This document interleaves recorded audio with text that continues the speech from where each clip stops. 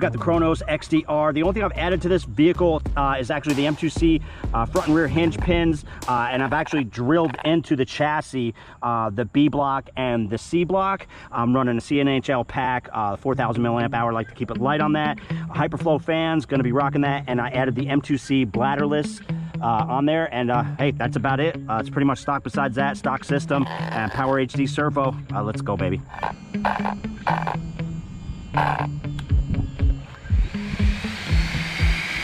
Yeah, baby.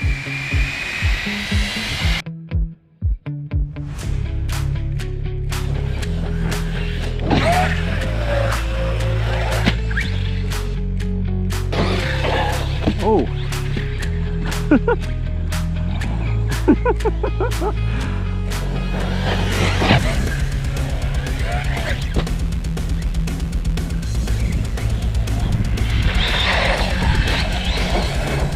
Man, XTR, baby, just a beautiful machine.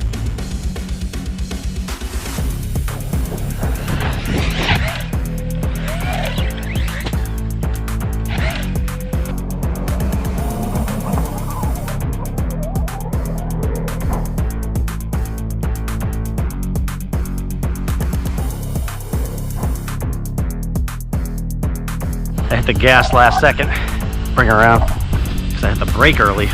Those Hyperflow fans, still going.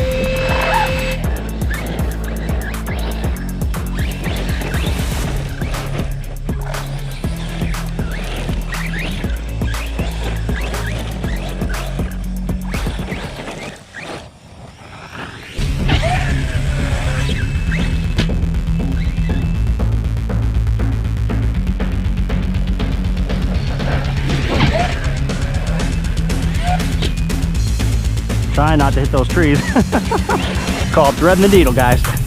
And I'm really hoping not to hit that gutter out there. This little dip right here slows me down, so I don't think I gotta worry about that.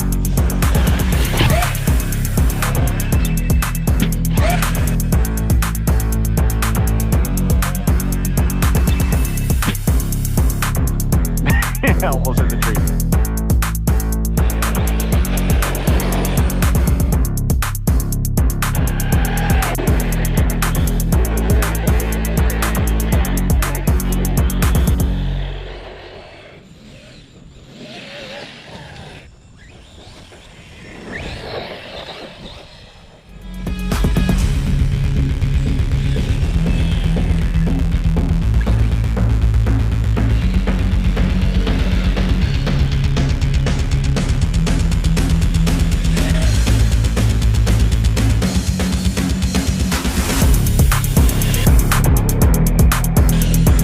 Woo, 16-tooth pinion.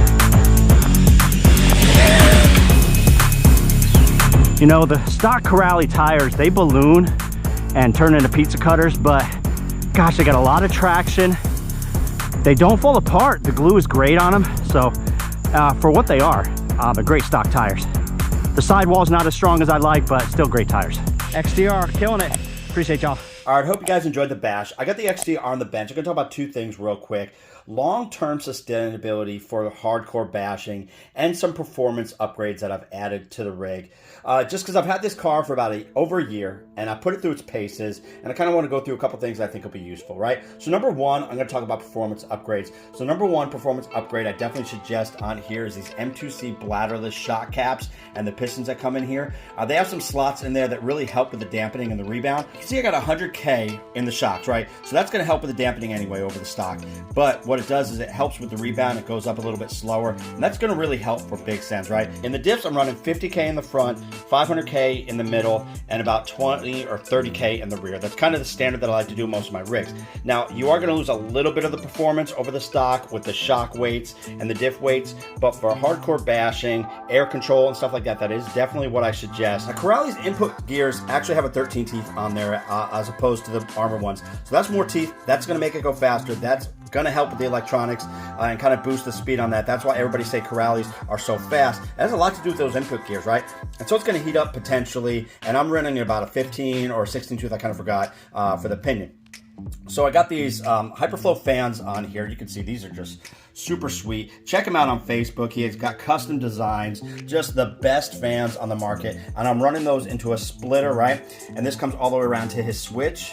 And then he's got a 6S balance lead. So I'm running this off the 6X pack. I like that better than running it off of the ESC and the receiver, because it could potentially pull from the power of the rig and affect your throttle control a little bit. So this should be a smarter move by using the balance lead. And I do suggest that with any of the Corrali rigs. Let's get some fans on there. Hyperflow is a great option on there. He's got so many cool fans on there. Check him out on Facebook. He's also got a huge presence on eBay, so you can also search him on there. Okay, now long-term sustainability for hardcore bashing. Now, the thing about hardcore bashing is that everybody's got a different definition. That's awesome. Everybody's got to bash to the level that they're comfortable with.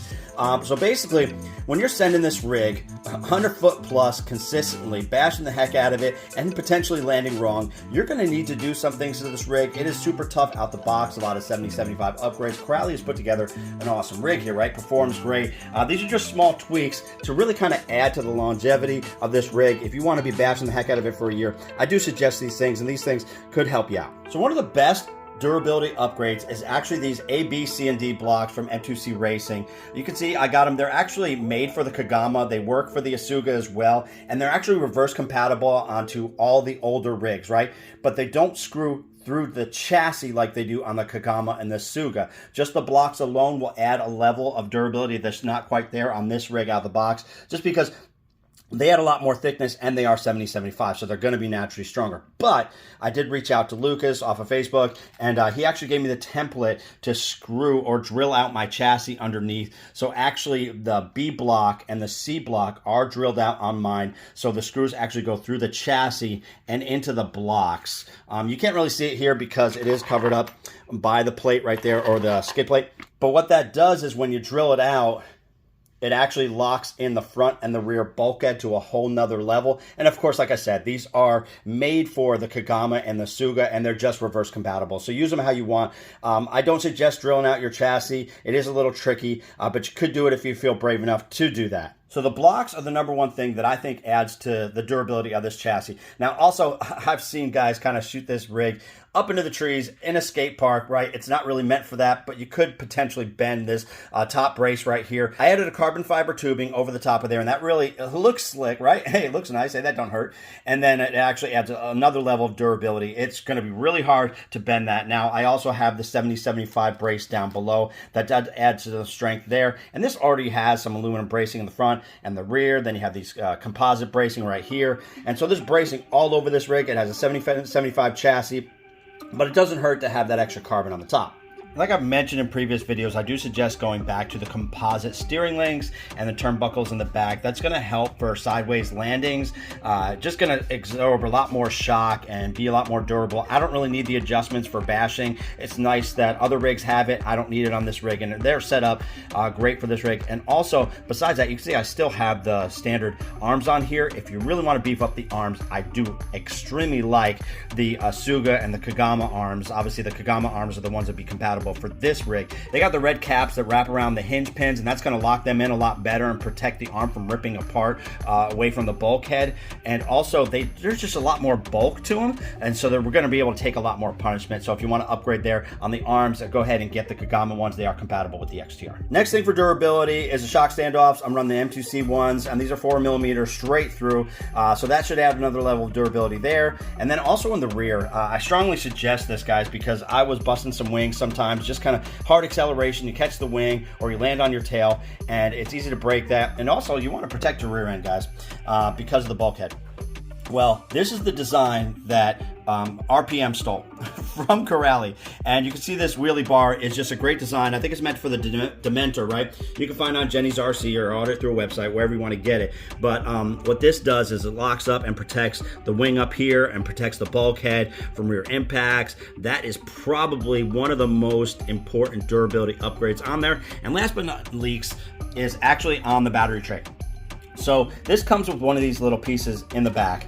Definitely take it off the back, put it in the front for sure, because with front impacts, it's potential to break this piece loose. I know Corelli is working on a revised battery tray, but for now, I do suggest flipping it to the front. And if you have an extra one, put it there, but you do need a shorter pack to run in there if you're going to run one in the front and the rear. So that'll really help from not breaking this tab in the front, and it adds a little bit of strength there. So guys, there's a lot of things you can do this rig to beef it up, all those kinds of upgrades. When you're bashing the heck out of your vehicle, there is no rig out there that can consistently take over 100, 150 feet, consistently bashing at it over a year. These are just some things that I've found that have helped hold this rig together. You can run it out the box and it will do very well. And these tires are fantastic. I love this rig. It handles so well. And these are just small tweaks that I found that help. I hope you guys appreciate this, guys. Hey, 3 Sons RC, peace out.